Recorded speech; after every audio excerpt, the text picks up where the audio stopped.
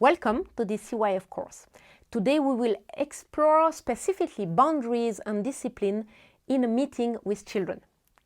I recommend you to watch the video dedicated to the broader topic on boundaries and discipline to get a deeper understanding of this wide theme.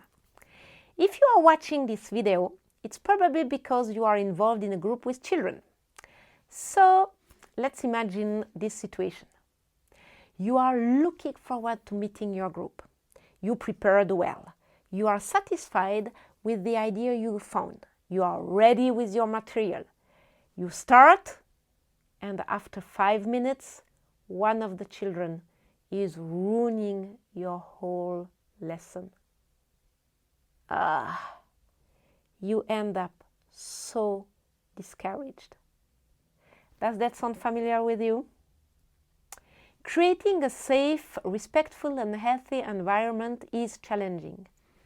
Perhaps the oldest ones watching us will say more challenging than before. It may be. I had the opportunity to visit many groups with children all over the world. And I've seen groups where it was very chaotic, without any boundaries. No one was listening what was being said. It was impossible to have 1 minute of silence and get the attention of everyone. To the opposite, I have seen in some groups where you could literally hear a fly flies. And if a child wanted to say something and it was not the right moment, he would get hit with a wooden stick or been obliged to kneel on his knees in front of the wall for the rest of the meeting. Okay, in between these two extremes, what are the principles that we can draw from the Bible and apply? We have to admit that we are rarely taking some time to ask ourselves that question. We prepare our lesson and we go like this. And it's when we are confronted with some difficulties that we start to think about it.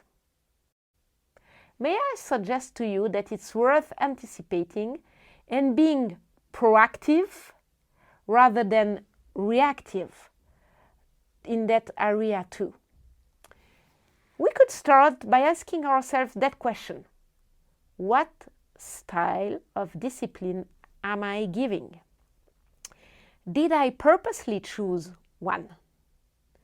Or did I apply intuitively what was imposed to me or given to me in my family, by my teachers, in my culture?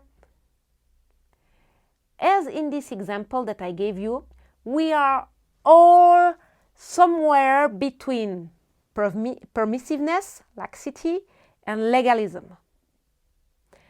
Permissiveness is where you put the emphasis on love, relationship, how do you feel, with the thought behind that authority is bad and destructive, that the child needs to express himself and be understood.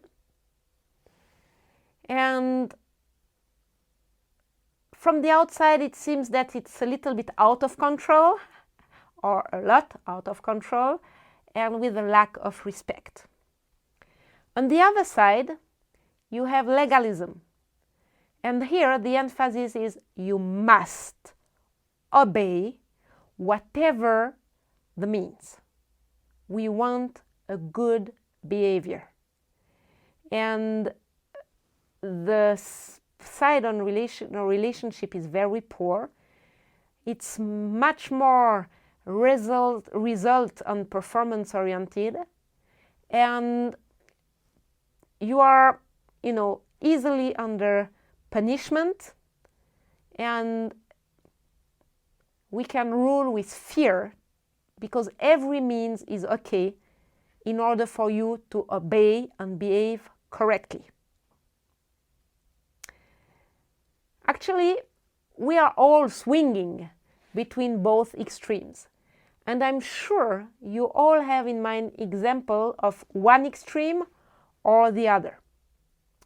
The Bible is teaching us to aim the heart. In Proverbs 23:26 it says, "My son, give me your heart." Throughout the Bible, from Genesis to Revelation, we see our Father trying to reach our hearts by every possible means. And this is our challenge for us today when we train children. How to reach our children's heart. You may think, okay, Joël, nice talk, but you are really diverting from our topic. In fact, no. Because when we have the heart of a child, and when he has ours, because it's always both sides, discipline and boundaries are grounded in a good and soft soil, and there will be less tensions and oppositions when we will address these questions of discipline. Through his example, Jesus is teaching us precisely this. In John 1, we read at verse 14 that he came from the Father full of grace and truth. For the law was given through Moses, grace and truth came through Jesus Christ. Grace comes first, before the truth, and it should always be the case if our desire is to walk in the ways of the kingdom of God. I had to learn it because I tend to be more truth-oriented than grace. And sadly, I have to confess that I damaged some relationships, wanting to say the truth, my truth, first, and not reaching out to the heart first. I said what I had to say, and then left with the person tuned. You can observe that too when you watch a child running home, crying with a bleeding knee. Some of us will ask first, "What on earth did you do? Can you see your pen?" And another one can say, "Oh, poor one, come here. I'm so sorry."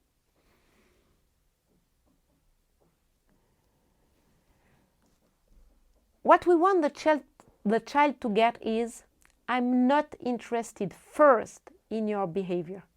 First your heart, then your behavior.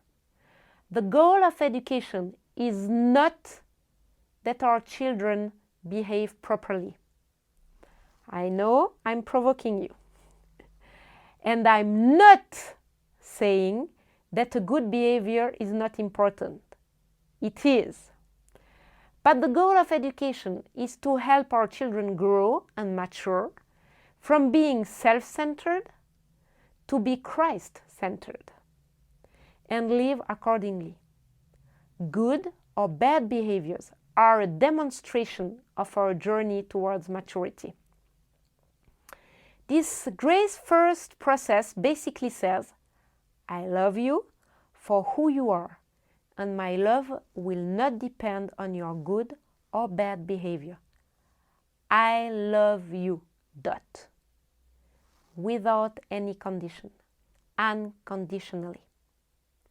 How many of us adults are still struggling with that? Our Father in heaven is longing to reveal to each one of us how much He loves us. And you know well that you can only teach and model with authority what you have experienced personally. It comes from the core out. So our first preparation before finding the right lesson and the material we need is to take care of our hearts and to run to our Father. Not to get the best idea ever first, because He wants to give us the best ideas ever, but to connect our heart with His and to listen to Him.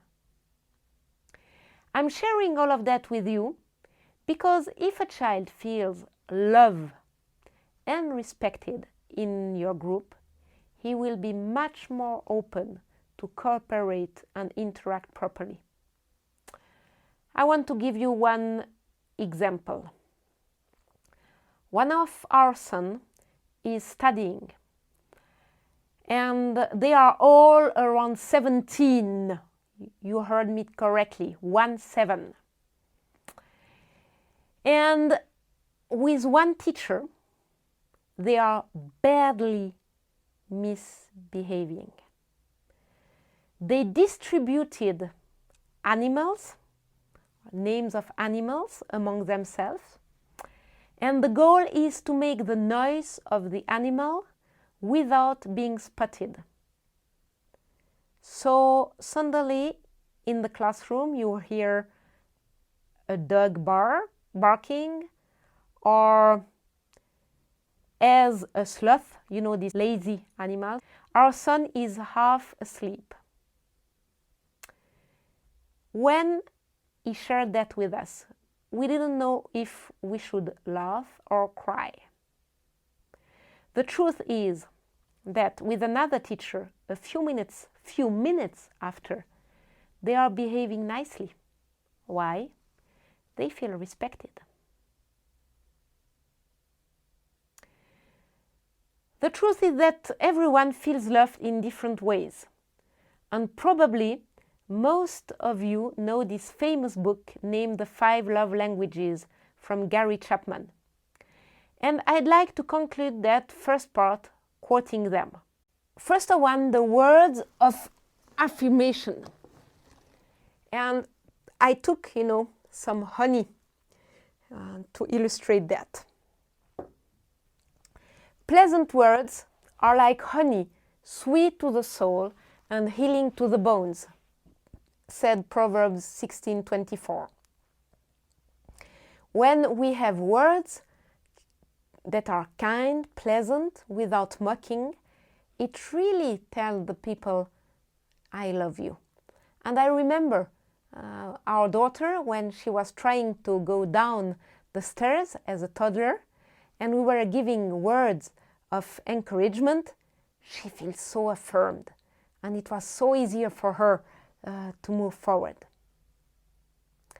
Then we have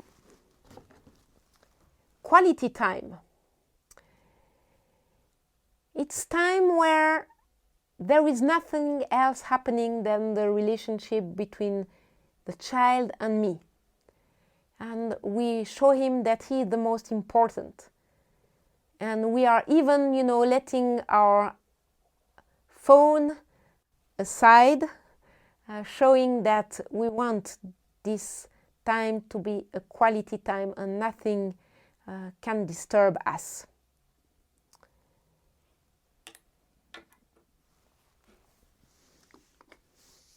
Some children are very sensitive in receiving gifts. Of course, you will tell me every child loves to receive gifts. That's true, most of them. But for some of them, every time you bring something, it says to them, I love you. We have one of our child like this. And the good thing is that it doesn't need to be expensive at all, but a little thing. But for him, every time we bring him something, it tells him, I love you.